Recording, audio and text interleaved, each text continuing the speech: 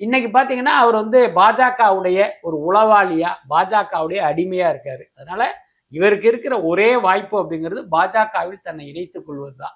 அப்படி இணைத்துக் கொண்டால் ஒரு 2 நாள் பேப்பர்ல பரபரப்பாக இவர் பெயர் அடிபடுமே தவிர அதுக்கப்புறம் இவருக்கு எந்த எதிர்காலமும் முன்னேற்றமும் கிடையாது. இது வந்து ஓபிஎஸ்க்கு தெரியும். அதனால தான் நம்ம எந்த பக்கம் போறது அப்படின்னு தெரியாம வந்து அப்படி ரொம்ப திணறிக்கிட்டு இருக்காரு. அவரை பொறுத்த வரைக்கும் என்ன நினைக்கிறாரு அப்படின்னா, எப்படியாவது தட்டு தடுமாறி அதிமுகக்குள்ள போயிட்டா மிச்ச காலத்தை நம்ம சேஃபா ஓட்டிடலாம் அப்படின்னு நினைக்கிறாரு. அதற்கு எடப்பாடி நிச்சயமாக இடம் கொடுக்க மாட்டார். தலைவரா இருக்கிறதுக்கே தகுதி இல்லைன்னு சொல்றீங்க. இவர் தானே வந்து கடந்த முறை 3 முறை முதலமைச்சரா இருந்த ஒருத்தர். கண்டிப்பா அதுல மாற்றமே இல்லை. 3 முறை முதலமைச்சர்னா மக்கள் ஓட்டு போட்டு தேர்ந்தெடுத்த ஒரு முதலமைச்சரா இல்லை. ஜெயலலிதா முதலமைச்சரா இருக்காங்க. அவங்களுக்கு ஒரு சட்ட சிக்கல் வருது. அதனால நம்ம நகர்ந்துகிட்டு நம்மளுடைய விசுவாசி ஒருத்தரை ஒரு பொம்மை முதல்வரா உட்கார வைக்கணும். யாருப்பா சரியான ஆளுன்னு பாக்குறாரு. அப்ப இவர் வந்து சசிகலாவுடைய சமூகத்தை சேர்ந்தவர். அன்றைக்கு சசிகலா சொல்வதுதான் ஜெயலலிதாவுக்கு வேத வாக்காக தெரிந்த காலம். அந்த அடிப்படையில் அவருக்கு அந்த வாய்ப்பு கொடுத்தாங்க.